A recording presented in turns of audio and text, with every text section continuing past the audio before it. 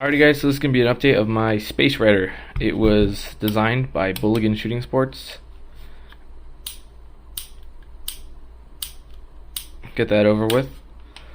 It was designed by Bulligan Shooting Sports, like I said. He is a 3D printed gun designer. He designed the grips and this whole upper piece here. What this basically does is it replaces the extractor housing basically, and it uses the screw the extractor housing would be held on if it wants to. If it wants to open up and show me. Basically there's an extractor housing that sits here on the side of the revolver, and there's that screw in there that interacts with it. He took advantage of that and made the extractor housing inside of it and was able to give it this sci-fi kind of look. So we have a little Picatinny rail up there. We have a couple vents. It does not block the gases like the Win original design did. And I went ahead and added a gold barrel for Destiny 2 vibes. As you can see, this is mainly just aesthetic. It does have a little compensator. It does work. It is unneeded. It is a 22 and has 0 recoil, so you don't need that. This is just mainly just because it's cool. That is a whole 100% reason, nothing else other than that. Though it does have one plus side, is it comes with iron sights built in, and they actually do work. So as you can see, there's the top of the slide, and there is the iron sights. Boom. They actually work better than the original sights, which I think is very funny. I do have one problem with the Heritage Rough Rider, and if anyone can help me with this, I would appreciate it.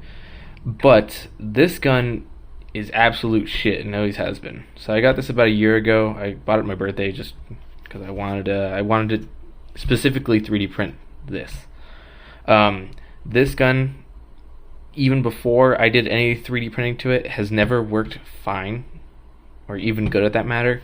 There is something up with the firing pin that came from factory. It misfires light primer strikes 50% of the time.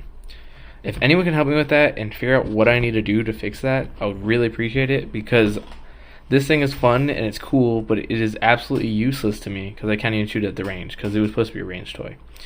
So if anyone has any ideas or knows anything about that can help me, I would appreciate it. Like I said, I got this like on my birthday, the couple days after we went and shot it. 50-50. A lot of people say you damage the firing pin by dry firing it. I didn't dry fire it. It came like that from the factory. So you can see some of the aesthetics there. We got little kind of vent holes, I guess. And we got the comp.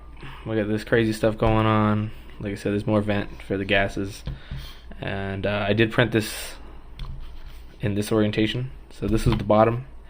If you go ahead and sand this stuff with sanding blocks, you can get a really nice finish on this stuff. Like I said, this is the bottom, and I just went ahead and sanded it. Another tip is just to use either mineral oil, olive oil, or even just like hops gun oil after you sand the stuff smooth. It's PLA plus, eSun PLA plus, just so you know.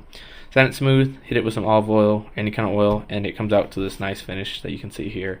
You can see the original finish up here. If my camera would focus, you can see all the layer lines and all that. It's not as smooth, but spend an hour or so sanding this down, it comes out great.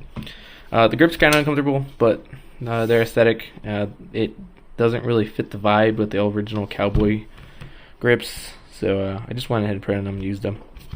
But as you can see, Destiny 2 kind of vibes, single action, it's no double action.